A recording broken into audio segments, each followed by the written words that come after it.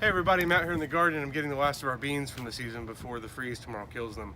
So I wanted to take a minute just to shoot a video to talk about our strategy with beans and peas and how we grow them. I shot one a few months ago and talked about this, but now that we actually have them, I wanted to show you what I'm talking about.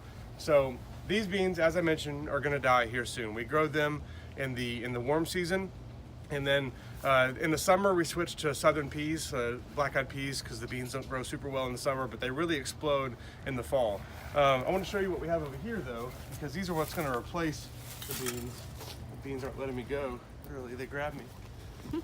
So these are peas growing up this fence here, and you can see one of the first pea flowers right here. Carrie, can you come over here and show this? So this is a pea flower, and this is going to turn into a pea really soon.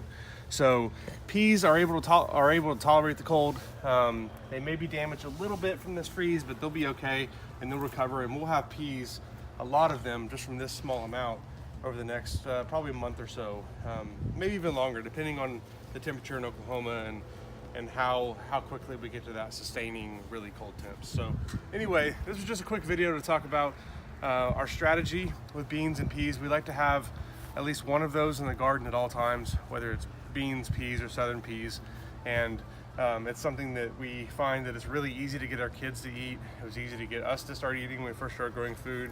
We take these inside, we wash them, and we just saute them in olive oil with some onions and peppers for a few minutes, and they taste incredible. It's one of our favorite things to eat out of the garden, and it's really easy to grow. So use our app to learn how you can grow beans, peas, and southern peas where you live.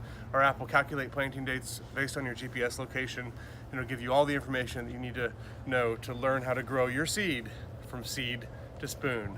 Your beans from seed to spoon. I screwed it up. First time ever. Okay. You get some beans?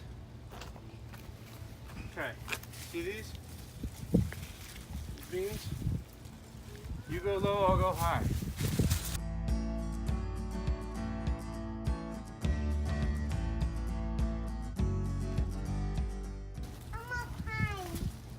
You're gonna climb? All right. It's hard.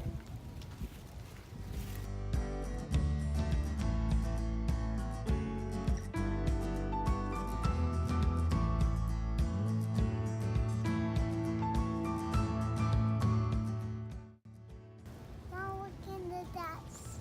You see the geese?